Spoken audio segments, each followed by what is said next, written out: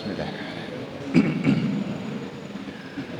Assalamualaikum warahmatullahi wabarakatuh.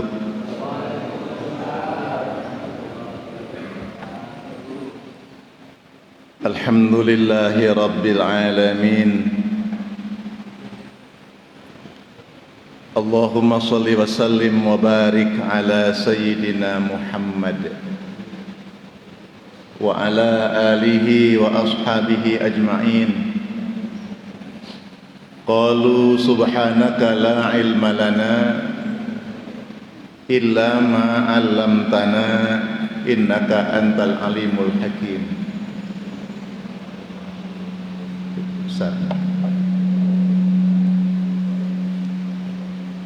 A'udzu billahi minasy syaithanir rajim. Subhanalladzi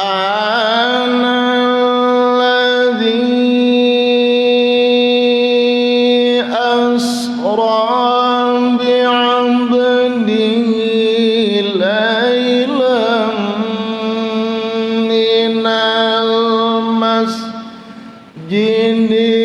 harami ilal masjidil aqsal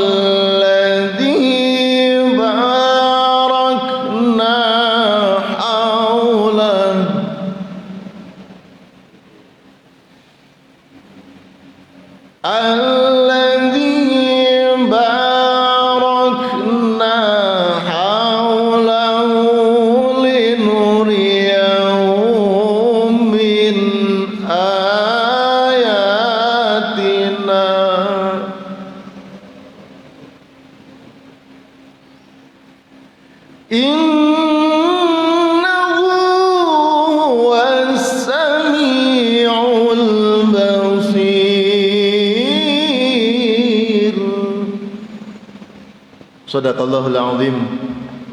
Ya ayyuhalladzina amanu ittaqullaha haqqa tuqatih wa la tamutunna illa wa antum muslimun. Sadaqallahul azim.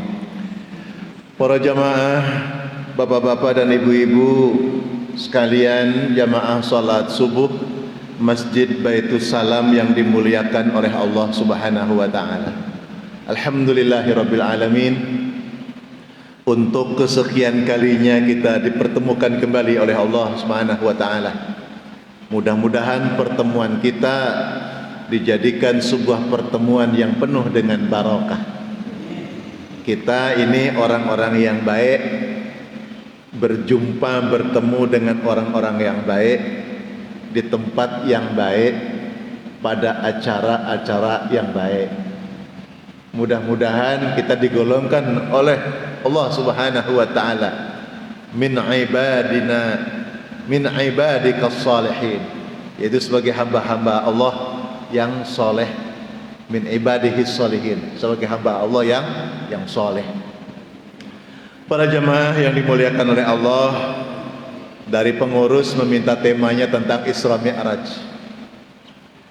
Isra Mi'raj Nabi Muhammad sallallahu alaihi wasallam. Para jamaah sekalian,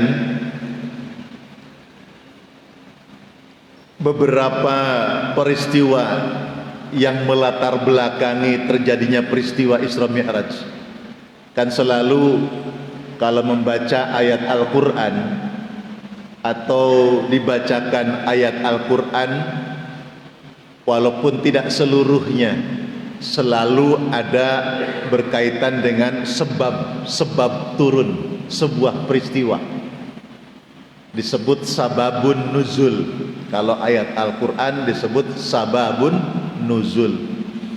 Kalau hadis Nabi, kenapa Nabi bilang seperti ini, kenapa ada sabda Rasulullah seperti itu, biasanya ada peristiwa yang melatar belakangi atau menjawab sebuah persoalan yang terjadi di tengah-tengah masyarakat waktu itu.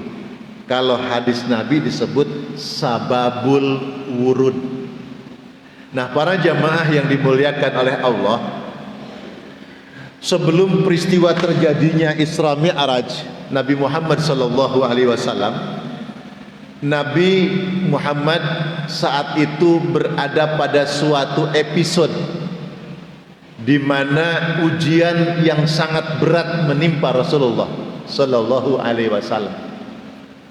Maka tidak ada kesedihan yang diderita oleh Nabi, yang dialami oleh Rasulullah, kecuali tahun itu dikenal dengan tahun duka cita, yang disebut dengan Amul Hazan atau Amul Huzni, tahun berkesedihan bagi Rasulullah, tahun duka cita. Masabab, kenapa sebabnya? Apa sebabnya? Sebab Rasulullah ditinggal mati oleh dua orang yang paling dikasihinya. Ditinggal mati oleh dua orang sebagai benteng hidup yang mendukung dakwah Rasulullah. Jadi saat itu Nabi diboikot dalam sebuah tempat oleh orang-orang musyrikin waktu itu, dijauhkan dari lingkungannya, tidak bisa keluar dari tempatnya, berada di situ dalam waktu yang cukup lama, sehingga terjadi sebuah penderitaan yang dialami oleh Nabi dan para sahabat yang setia waktu itu.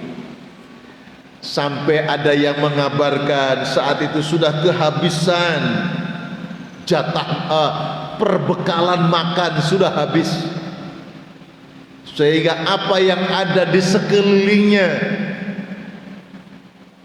maka daun-daun atau dahan-dahan atau bahkan rerumputan itu sampai dimakan karena saking lapar dan sudah habisnya perbekalan. Masa kesedihan ini lalu selesai, mendapat kabar paman yang bernama Abu Thalib meninggal dunia. Padahal Abu Thalib itu paman Nabi yang menyokong mendukung dakwah Nabi Muhammad waktu itu, sekalipun pamannya belum Islam. Ini kan susah, Pak. Nabi keponakannya didukung dakwahnya, orang-orang yang memusuhi Nabi, orang-orang yang tidak senang dengan Nabi, orang-orang yang menghalangi dakwah Nabi harus berhadapan dengan pamannya Abu Thalib. Kalau engkau sakiti keponakanku Muhammad, hadapi aku Abu Thalib. Karena Abu Thalib itu seorang yang sangat dihormati waktu itu kalangan ningrat, dan mereka tidak berani kalau berhadapan dengan Abu Thalib. Orang yang menjadi benteng dakwah Nabi meninggal dunia, sedih Nabi. Sedih bukan berarti kemudian takut karena pamannya tidak ada, dakwah berjalan, takut karena tidak ada pamannya, bukan. Bersedih karena paman Abu Thalib yang mendukung dakwah Nabi diminta untuk masuk Islam, tidak mau. Paman sebelum meninggalnya itu, paman ucapkan asyhadu an la ilaha illallah wa asyhadu anna muhammadar rasulullah. Lalu pamannya menjawab, wahai Muhammad keponakanku yang sangat aku sayangi, bukan aku tidak tahu tentang kebenaran agama yang kau bawa, aku tahu. Cuman aku ini kan tokoh yang sudah membawa agama nenek moyang. Aku ini kan pembesar, dihormati, yang sudah membawa agama nenek moyang. Jadi rupanya ada perasaan dalam hatinya, rasa gengsi di hadapan mereka itu. Itulah paman Abu Thalib. Makanya kemudian kalau ada hadis yang mengatakan, kalau seringan-ringan siksa neraka, seringan-ringan siksa neraka adalah ketika seseorang menginjak kerikil kecil dari api neraka lalu mendidih sekujur tubuhnya, itu yang paling ringan. Yang paling ringan itu cukup membakar. Na'udzubillah. Dalam sebuah riwayat dikatakan walaupun kemudian nanti para ulama ada beda pendapat. Itulah siksa yang diberikan kepada paman Abu Thalib. Siksa teringan. Jadi kalau menginjak kerikil kecil mendidih sekujur tubuhnya, itu teringan. Yang berat koyo opo. Masya Allah. Para jamaah yang dimuliakan oleh Allah, tidak lama berselang meninggalnya paman Abu Thalib, istri tercinta Siti Khadijah juga meninggal dunia, wafat. Padahal dia seorang istri yang menyokong dakwah Rasulullah. Kekayaan Khadijah yang dimilikinya semua dihibahkan untuk dakwah Rasulullah sallallahu alaihi wasallam. Ini dua orang istimewa yang meninggalkan Nabi ini, maka Nabi bersedih. Kalau bahasa sekarang dibilang sesedih-sedihnya Nabi, apa iya bisa stres? Wallahu a'lam. Tapi ini tahun dikenal tahun kesedihan bagi Rasulullah. Maka Rasulullah, Allah Subhanahu wa taala tidak membiarkan hambanya, kekasihnya dalam situasi yang berkesedihan seperti itu. Maka Allah memberikan sebuah solusi. Apa solusinya? Diajak melaku-melaku, diajak refreshing, diajak wisata religi kalau bahasa sekarang. Tapi bukan itu momentumnya, bukan sekedar jalan-jalannya. Karena orang yang sedang sumpek pikirannya, lalu diajak jalan-jalan, diajak makan, diajak senang-senang, mungkin kesedihannya saat itu hilang, tapi pulang akan kembali lagi terasa. Itu kalau perjalanan hanya sekedar wisata biasa, refreshing biasa. Tapi ini sesuatu yang luar biasa.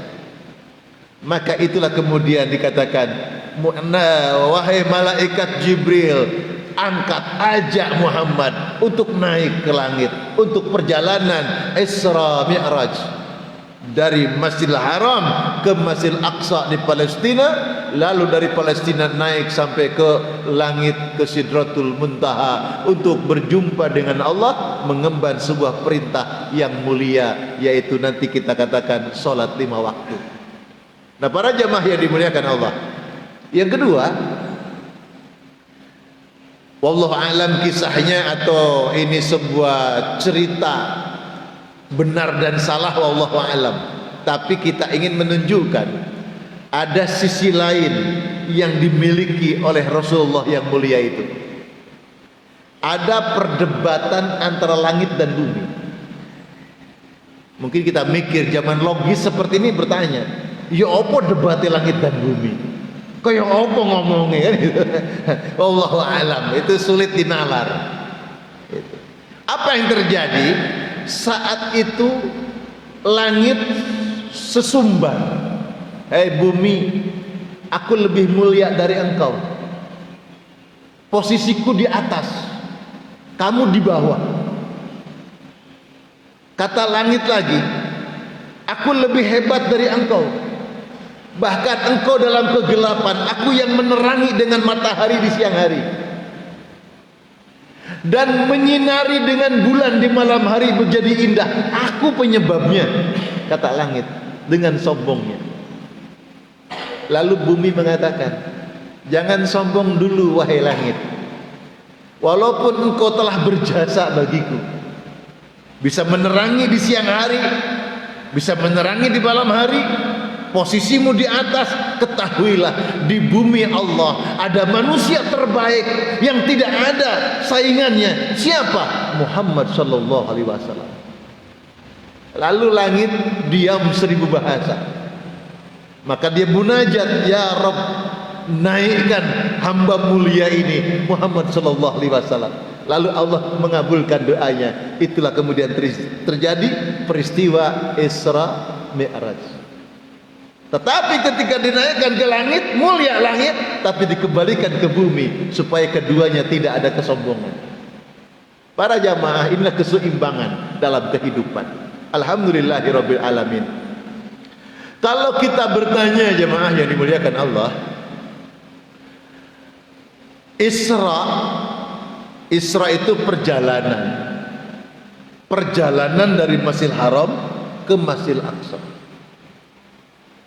Isra ini dalilnya, ayatnya surat Bani Israel atau surat Al-Isra ayat 1. Jadi Isra itu perjalanan dari Masjidil Haram ke Masjidil Aqsa, dan perjalanan dilakukan di malam hari.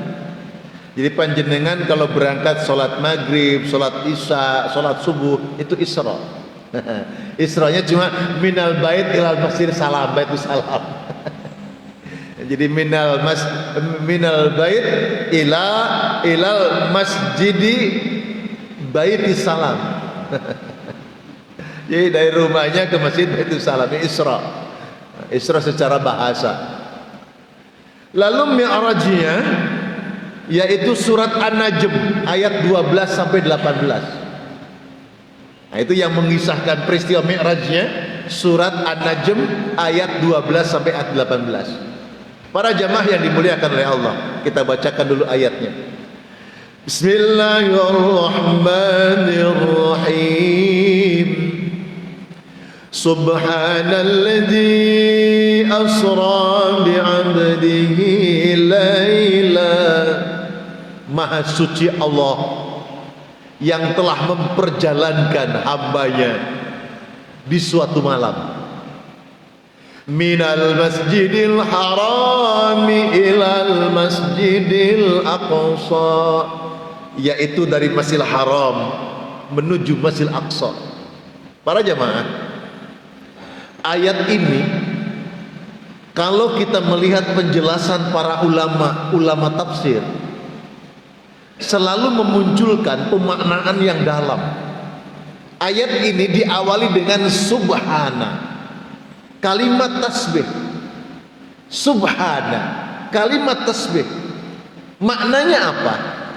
Kalau suatu ayat diawali kalimat tasbih, menunjukkan bahwa di dalam ayat tersebut berikutnya Allah Subhanahu wa ta'ala mengisahkan sebuah peristiwa besar itu untuk menunjukkan tanda kebesaran Allah, kemahasucian Allah Subhanahu wa ta'ala. Bukan main-main, karena peristiwa ini peristiwa yang mungkin secara logis tidak masuk akal. Para jamaah, perjalanan Masjidil Haram ke Masjidil Aqsa, kalau berjalan kaki, naik unta, kira-kira 1 bulan. Kira-kira. Kalau sekarang mungkin dengan pesawat ya berapa jam? Cepat. Masjidil Haram, Masjidil Aqsa. Itu 1 bulan menggunakan unta. Kalau untanya sehat, kalau untanya batuk-batuk, mungkin 1,5 bulan. Nah, ini menggunakan kendaraan yang bernama buraq, barkun, yang kecepatannya sesuai namanya, barkun kilat, secepat kilat. Bahkan peristiwa ini sulit masuk akal. Kenapa? Perjalanan Nabi Muhammad dari Masjidil Haram ke Masjidil Aqsa, dari Masjidil Aqsa naik ke langit 1, 2, 3, 4, 5, 6, 7 ke Sidratul Muntaha, balik lagi sampai Nabi di tempat tidurnya, istirahatnya. Kira-kira Nabi di sepertiga malam yang akhir sebelum subuh sudah pulang di rumahnya. Kira-kira 2,5 jam atau 3 jam Nabi melakukan perjalanan itu tidak masuk akal, saudara. Makanya Allah mengawali subhana, maha suci Allah. Kenapa? Karena bukan kehendak Rasulullah, bukan Nabi yang jalan, tapi Nabi yang diperjalankan. Panjenengan nyampe ke rumah dari Jakarta, begitu buka jaket, ono semut neng jaket, dicentelno di dinding, semutnya jalan-jalan. Lalu ketemu semut yang ada di ketintang, assalamualaikum, waalaikumsalam. Semut kan salaman. Sampean kalau ketemu konco ini salaman. Ya Allah, semut salaman, nyapa? Dari mana engkau? Dari Jakarta. Ah, jangan bohong, ini Surabaya bro. Iya Iya, sungguh saya dari Jakarta. Gimana caranya? Jam berapa berangkat? Tadi jam 2 dini hari. Lah ini kan mau subuh, kok sudah nyampe Surabaya? Iya. Ah, nggak percaya. Loh, gimana? Saya bicara jujur. Caranya bagaimana? Loh, tadi itu saya di Jakarta, saya itu masuk ke jaketnya si Pulan. Lalu dipakai naik pesawat sampai bandara, sampai rumah ketintang, dicentel di dinding, ketemu sampean. Oh, ngono ta ceritane. Itu logis. Semutnya ikut yang naik pesawat. Nyampe di Surabaya sebelum subuh sudah nyampe. Berangkatnya jam 2 tadi. Masya Allah. Itulah perjalanan Isra Mi'raj. Bukan kehendak Nabi, tapi adalah desain Allah Subhanahu wa ta'ala. Para jamaah, perjalanannya di suatu malam bi abdihi disebut dengan hamba. Hamba itu persekutuan antara roh dan jasad, disebut hamba. Ya Rabb, kula nuwun, hambamu ini menghadap keharibaanmu ya Allah. Hamba itu ruh dan jasad. Karena di dalam dunia modern, jadi ada bahwa mengatakan perjalanan Isra Mi'raj Nabi itu dengan ruh saja, tidak dengan fisiknya. Maka dijawab dalam surat Al-Isra, bi abdihi, ruh dan jasadnya. Itu jawaban pertama.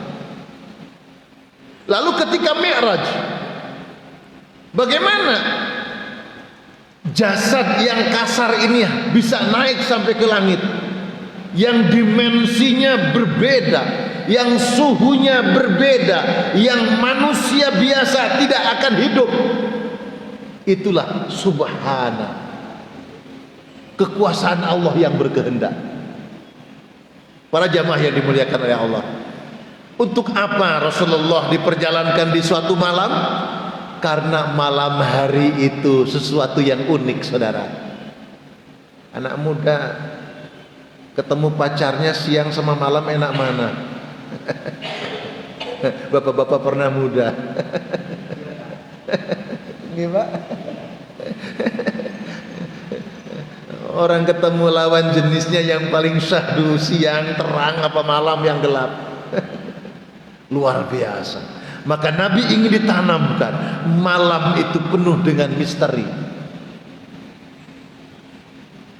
Malam itu sesuatu yang banyak rahasia. Itu malam. Malam itu sebuah waktu yang umumnya dipakai oleh orang untuk tempat perenungan diri. Itu malam. Dan malam itu sesuatu yang dijanjikan oleh Allah melalui Rasulullah SAW. Basyiril masaina fil masajid bin nuril bizulam bin nurit tam yaumal qiyamah. Sampaikan kabar gembira bagi mereka yang melakukan perjalanan ke masjid-masjid di waktu kegelapan. Kapan waktu gelap? Malam. Maghrib itu gelap, Isya itu gelap, subuh itu gelap. Ndi gelap terang kok. Soale ono PLN listriknya nyala.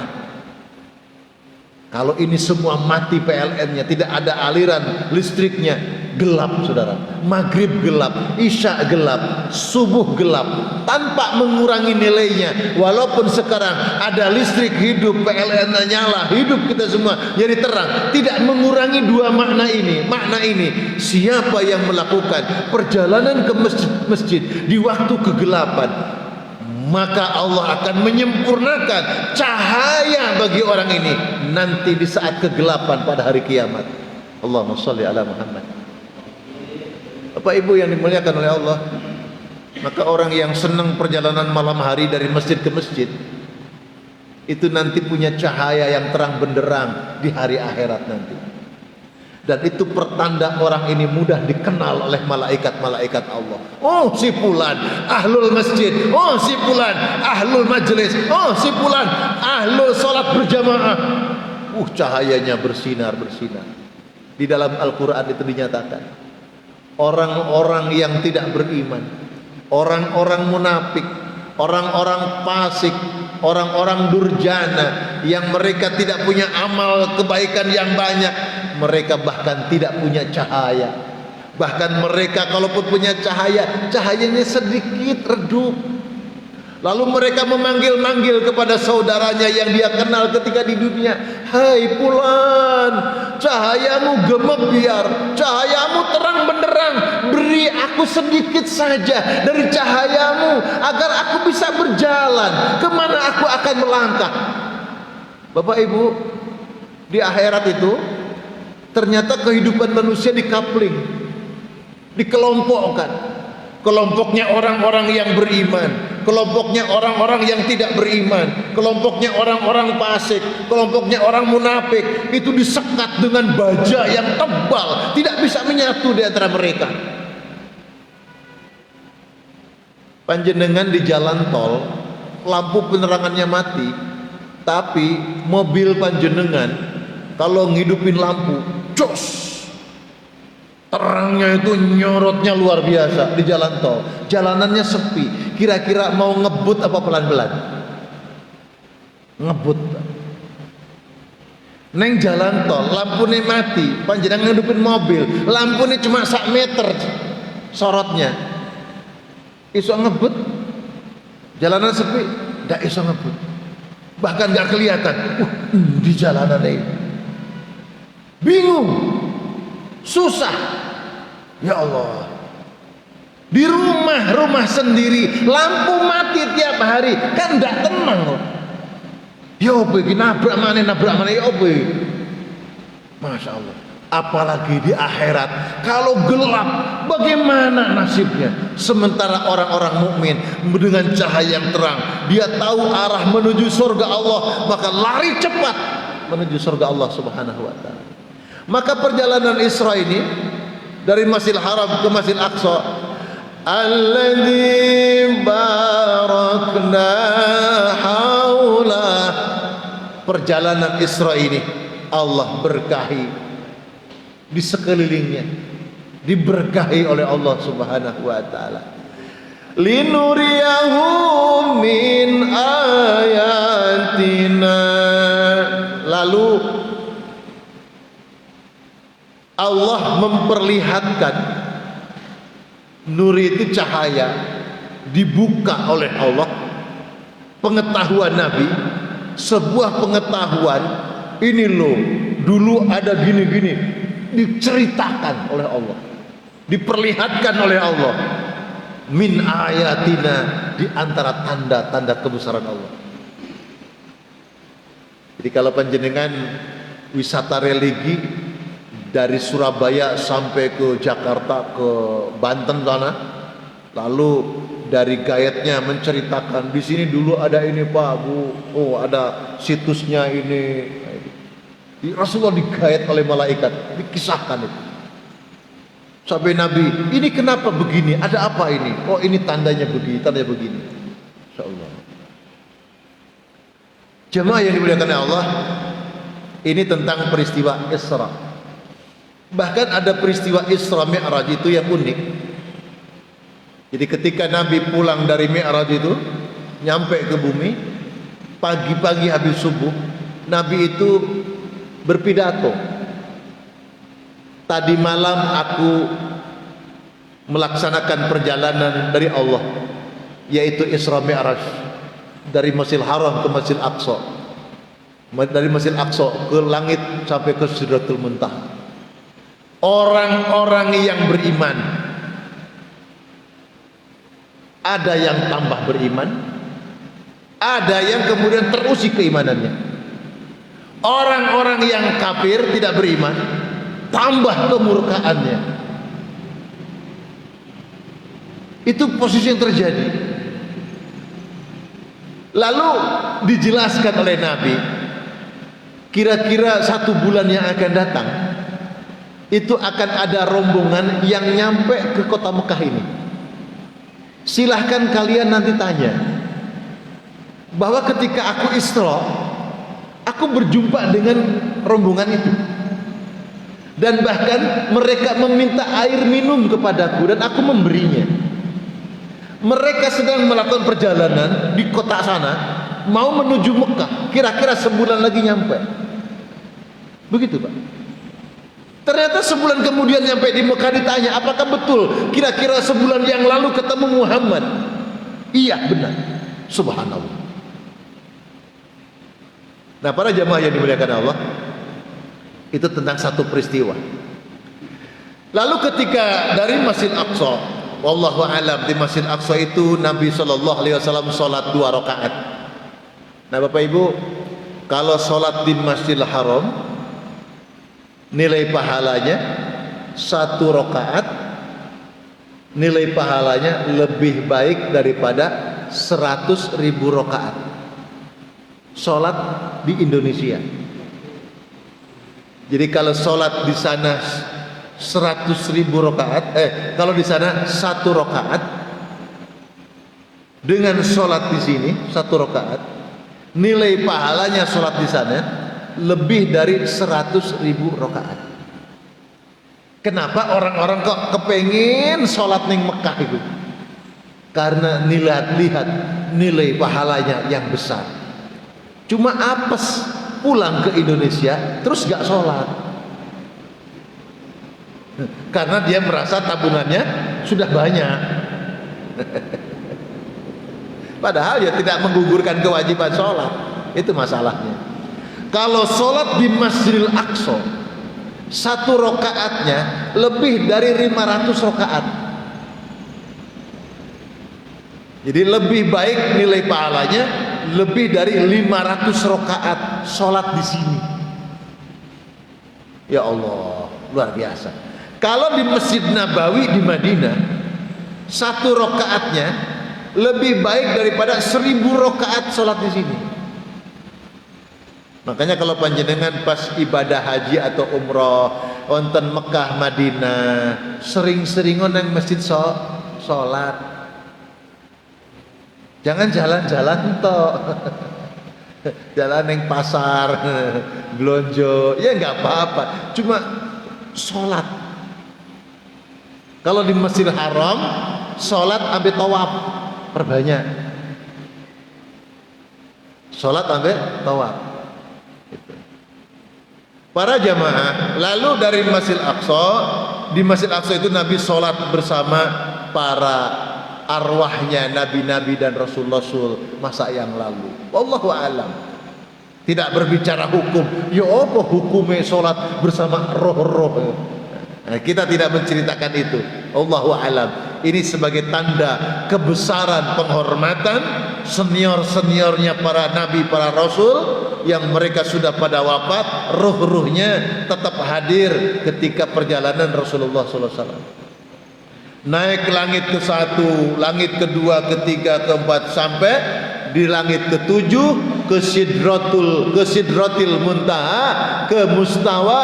Lalu Nabi mengucapkan salam, At-tahiyyatul mubarakatus salawatut thayyibatulillah. Itulah ucapan Nabi kepada Allah Subhanahu wa ta'ala yang kita baca dalam tasyahud. At-tahiyyatul mubarakatus salawatut thayyibatulillah. Segala penghormatan, segala keberkahan, segala kebaikan dan rahmat kasih sayang untukmu wahai Allah, kata Nabi. Lalu Allah menjawab, Assalamu alaika ayyuhan nabi wa rahmatullahi wa barakatuh. Salam keberkahan, kebaikan, rahmat kasih sayang untukmu wahai Nabi Muhammad. Disitulah Nabi Muhammad tersanjung mendapatkan balasan salamnya dari Allah Subhanahu wa ta'ala. Assalamu alaika ayyuhan nabi wa rahmatullahi wa barakatuh. Lalu Nabi itu sangat mencintai kita, sangat mencintai umatnya, lalu mengangkat tangan, assalamu alaina wa ala ibadillahis shalihin. Ya Allah, salam keberkahan, salam baik, kasih sayang rahmatmu semoga engkau berikan pula kepada hamba-hambamu yang soleh semuanya. Lalu malaikat yang menyaksikan terpesona, asyhadu alla ilaha illallah wa asyhadu anna muhammadar rasulullah. Lalu mereka bersolawat, Allahumma salli ala Muhammad wa ala ali Muhammad kama sallaita ala Ibrahim wa ala ali Ibrahim wa barik ala Muhammad wa ala ali Muhammad kama barakta ala Ibrahim wa ala ali Ibrahim fil alamina innaka Hamidum Majid. Nah, para jamaah, maka lalu dikenal sholawat untuk Nabi. Maka sholawat di dalam sholatnya kita, sholawat yang diajarkan Rasulullah ketika dalam sholat, yaitu tadi Allahumma sholli ala Muhammad dan seterusnya. Lalu salamnya mana? Salamnya dari Allah, assalamu alaika ayyuhan nabi wa rahmatullahi wabarakatuh.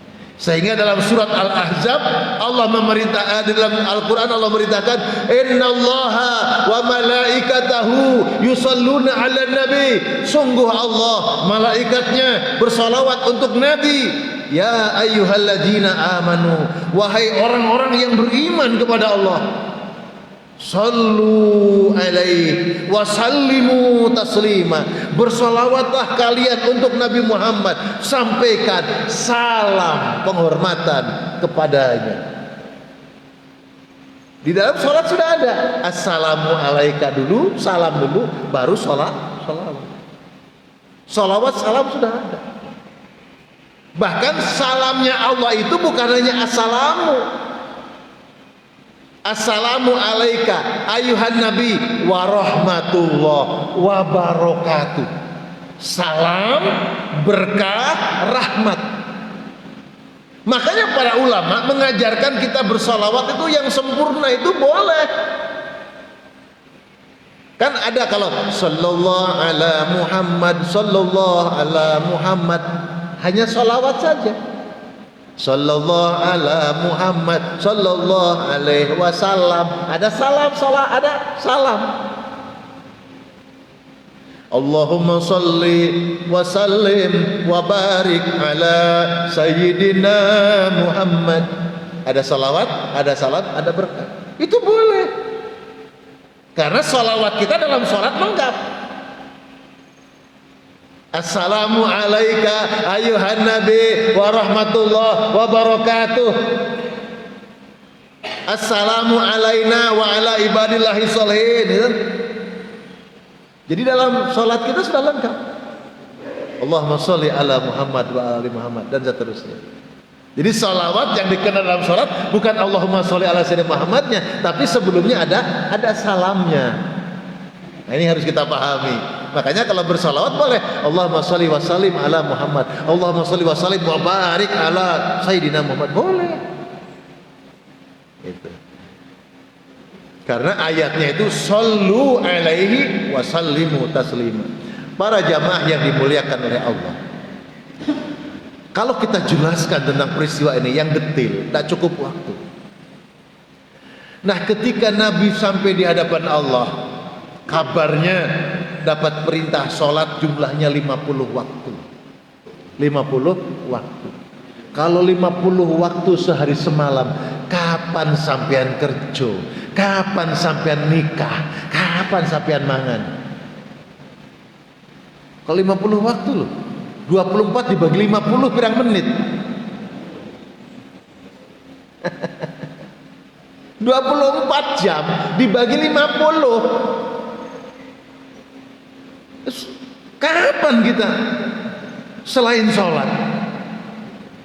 Maka ketika di langit ke-6 berjumpa dengan Nabi Allah Musa, kata Nabi Musa, apa pesan dari Allah wahai Muhammad? Allah memerintahkan aku sholat 50 waktu.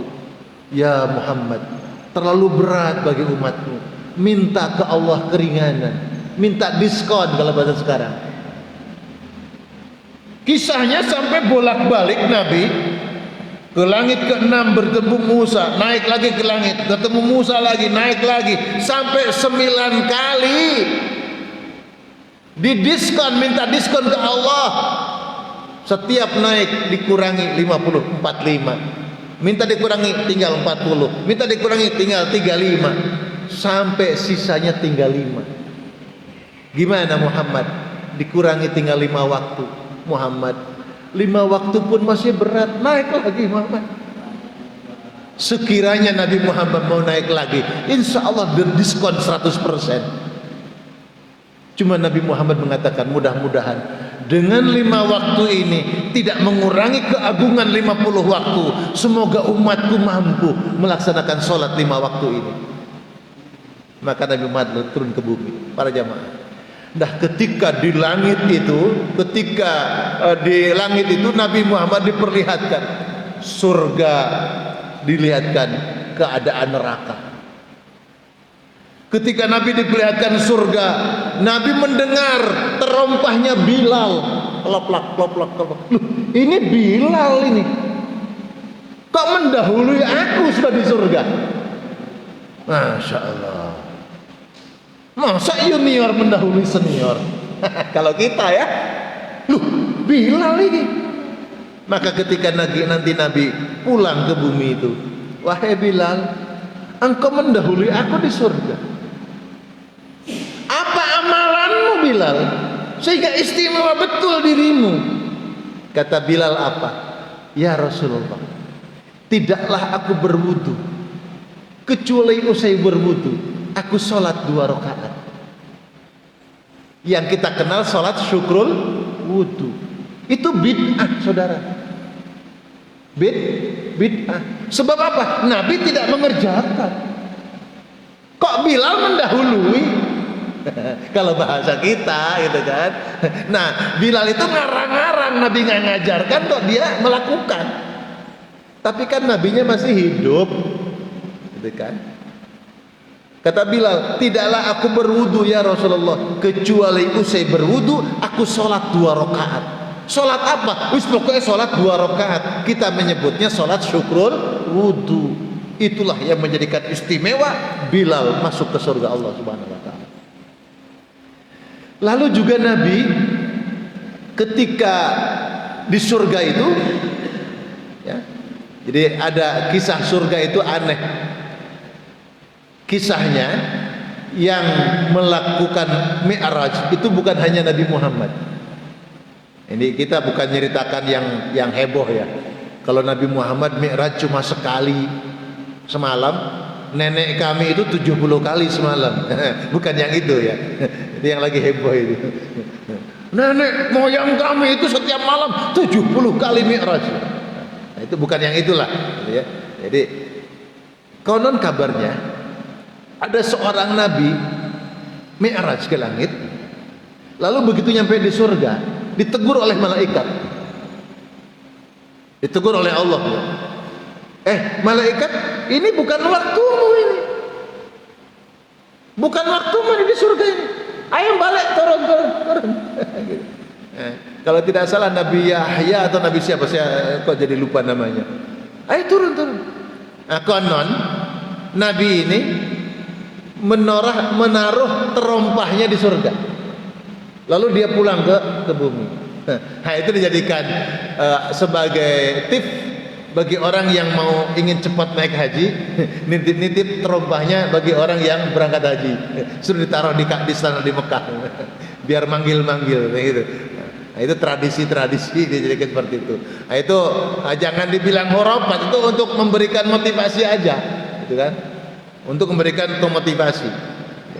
Jadi Nabi Yahya kalau tidak salah itu, dia karena suruh pulang ke bumi supaya dia bisa balik lagi ke surga, sendalnya ditaruh di surga, titip yo, kok aku balik mana?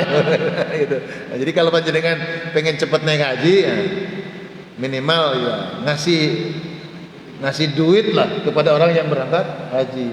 Iki titip duit, nanti kekno ke fukara di sana yo, atau apalah gitu. Nah, itu untuk memberikan semangat.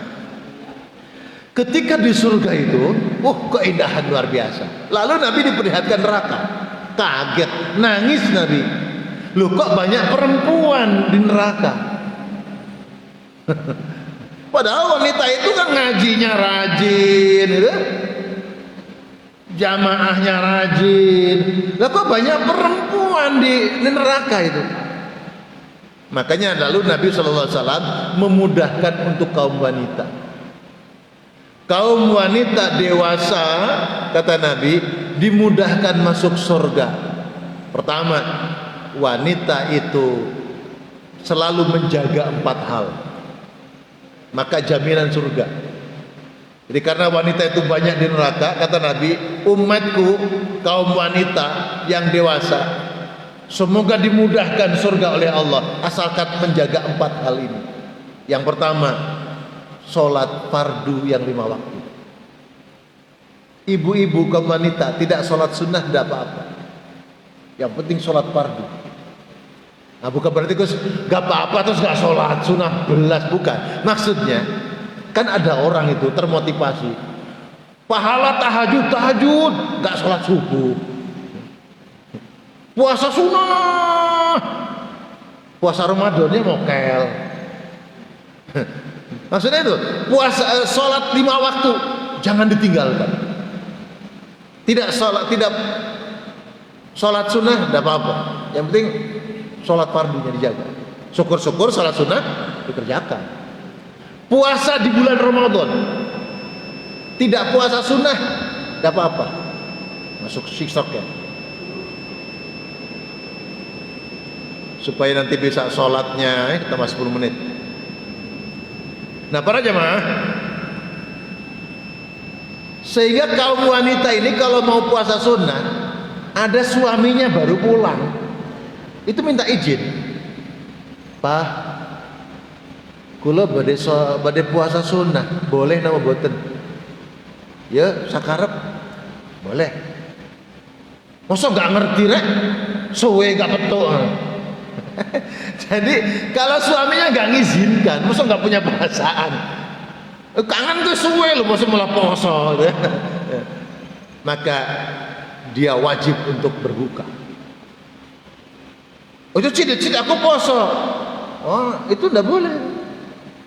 Jadi suaminya ngajak tidur sama istrinya puasa sunnah, itu wajib berbuka itu. Karena ajakan suami itu wajib hukumnya untuk ditaati. Makanya nanti yang ketiga, sholat wajib, puasa Ramadan, taat sama suami. Makanya kalau ada di TikTok itu, nyuci itu bukan kewajiban istri, ya kewajiban suami. Masak itu ya bukan kewajiban istri, kewajiban suami. Masak anak istri, kasih makan istri. Cocok, Bu. Iya kan? Jadi justru suami itu yang melayani istri, makannya, pakaiannya, rumahnya. Istri itu ya sebagai putri yang dimuliakan, duduk manis gitu kan. Iya begitu Pak, ajaran Islam. Nah, cuma masalahnya ketika suaminya tolong bikinkan minum, itu jadi wajib. Pakaianku kotor tolong cuci, no, jadi wajib. Karena istri itu wajib taat kepada suami. Nah, tentu di sini bukan berarti saling menindas, saling membantu. Bukan untuk saling merendahkan, justru saling memuliakan. Ketentuan Allah sudah ada, ajaran Nabi sudah ada, contoh dari Rasulullah sudah ada. Yang keempat, menutup aurat. Sholat fardu, puasa Ramadan, taat kepada suami, menutup aurat. Insya Allah kaum wanita, ibu-ibu dewasa dimudahkan surganya oleh Allah Subhanahu wa taala, menjaga 4 hal ini. Lalu berikutnya jamaah yang dimuliakan oleh Allah, ketika Rasulullah turun ke bumi itu ya, disambut oleh malaikat,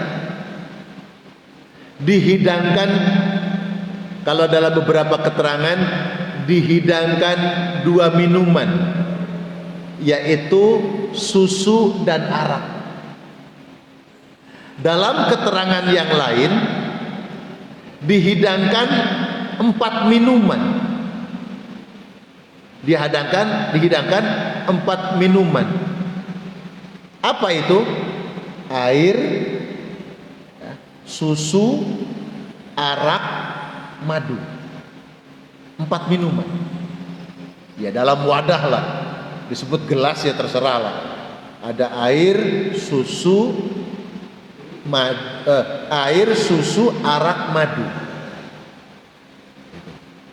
Mana minuman yang Nabi ambil? Nabi mengambil susu. Ini yang nanti dalam insya Allah kapan-kapan tema kajiannya tentang peta surga.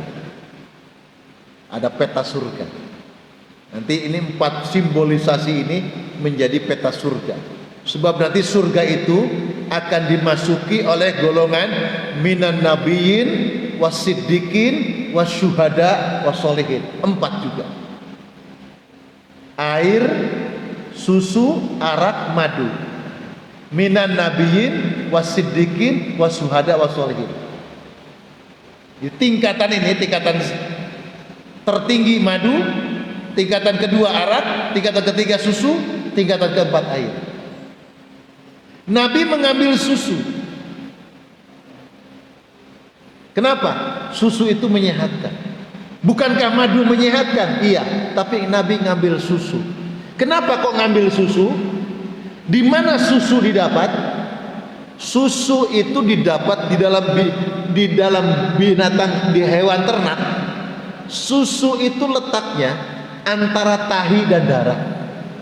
Surat Al-An'am sekian. Susu itu minuman segar didapat antara tahi dan darah, antara kotoran dan najis. Dan Nabi berada di posisi susu itu. Artinya apa? Orang iman kepada Allah dalam mengajarkan, mengamalkan amalan-amalan yang soleh, selalu ada posisinya berada pada kehidupan sekelilingnya. Itu godaannya besar. Kotoran darah, kotoran najis. Ada orang yang gak suka, ada orang yang zolim, ada orang yang dengki, ada orang yang hasud. Padahal kita ini lurus bener. Dan itu Rasulullah menjalani itu. Maka kehidupan Rasulullah yang Nabi dan Rasul mulia, terhormat, posisi kedudukannya mulia, selalu berada dalam fitnah-fitnah yang terjadi. Dan kita umatnya yang setia pasti akan mengalami itu.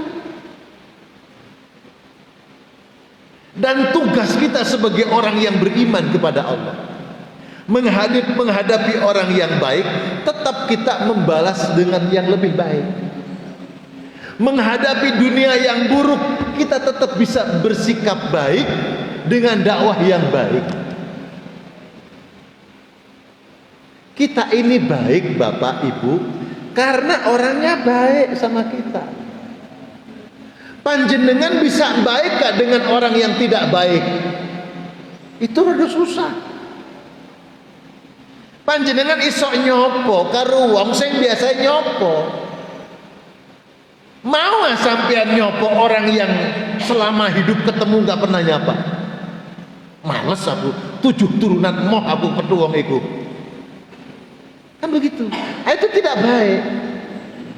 Orang mukmin itu selalu berbuat kebaikan kepada siapapun. Kepada orang yang baik, baik lebih baik. Kepada orang yang tidak baik dengan dia harus menampilkan yang baik. Kenapa? Fashhad bi anna muslimun. Sebagai seorang muslim, engkau harus mempersaksikan bahwa akhlak ajaran Islam itu akhlak yang mulia.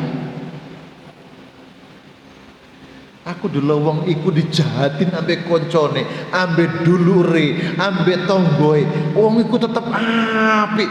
Luar biasa akhlak Islam. dihina, dicaci, dimarahi, tetap akhlaknya baik. Nggih, kula nyuwun maaf, sepurane, nggih terima kasih telah mengingatkan saya. Padahal dihina, dicaci, ngomongil matur nuwun, sepurane nggih, kula minta maaf, kula salah, mohon maaf, terima kasih sampai telah mengingatkan saya. Padahal dihina itu loh, ngomongnya bisa apik. Masya Allah, ndak menjadi hina, justru orang melihatnya mulia tenan dong iki. Luar biasa. Mudah-mudahan jemaah yang dimuliakan oleh Allah, tentu hikmah yang kita ambil apa? Pertama, tentu perjuangan berat Isra Mi'raj Nabi tentang sholat 5 waktu kita bisa menjaganya dengan baik. Yang kedua, banyak ajaran kemuliaan dari Nabi, sosok yang kita teladani, bahwa akhlak Islam itu selalu mampu menampilkan yang terbaik sebagaimana akhlak Rasulullah Sallallahu Alaihi Wasallam. Para jamaah, demikian yang disampaikan. Sudah masuk waktu untuk sholat isyraq. Mungkin ada yang mau bertanya, silahkan. Alhamdulillah tidak ada yang bertanya. Kan begitu. Nanti makruh kalau ada yang bertanya, katanya bapak-bapak. Diseneni ibu-ibu. Rabbana atina fid dunya hasanah wa fil akhirati hasanah wa qina adzabannar. Subhanakallahumma wa bihamdika nashhadu an la ilaha illa anta wa nastaghfiruka wa natubu ilaik. Allahumma shalli ala Muhammad wa ala ali Muhammad. Ya Allah, ya Rabb kami, ampuni kami ya Allah. Ampuni dosa kesalahan kami ya Rabb. Ampuni pula dosa kesalahan kedua orang tua kami, ayah ibu kami. Ampuni pula dosanya orang mukminin mukminat ya Rabb kami. Anugerahi kami ya Allah cahayamu, sehingga benar-benar kami menjadi hamba-Mu yang senantiasa taat kepadamu, yang berhiaskan akhlakul karimah. Ya Rabbana, anugerahi kami anak keturunan, anak cucu-cucu kami, anak-anak yang soleh dan solihah.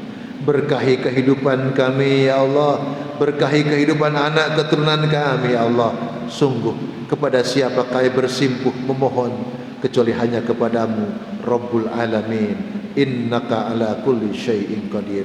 Sallallahu ala sayyidina Muhammad walhamdulillahi rabbil alamin. Matur nuwun atas perhatiannya, mohon maaf lahir dan batin. Wallahul muwaffiq ila aqwamit thoriq. Assalamu alaikum warahmatullahi wabarakatuh.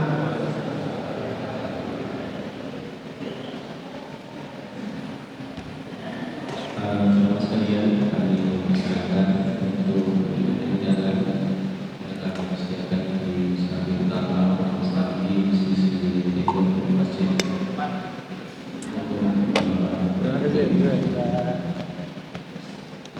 Kapan kita ada jalan? Monggo, insyaallah. Kalau lagi dereng. Luar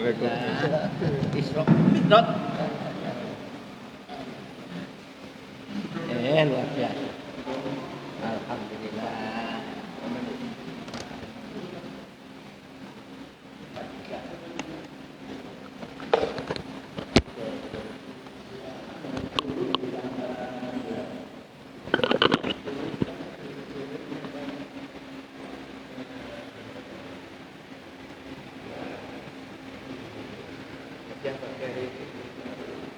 Alhamdulillah. Ilmu yang luar biasa.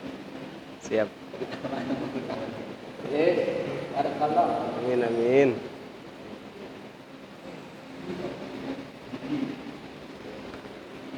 Untuk konsumsinya ada di depan, ada di Serambi.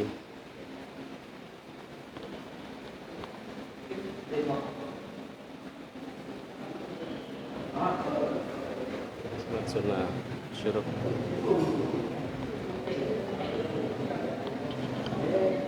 Iya, monggo Bapak.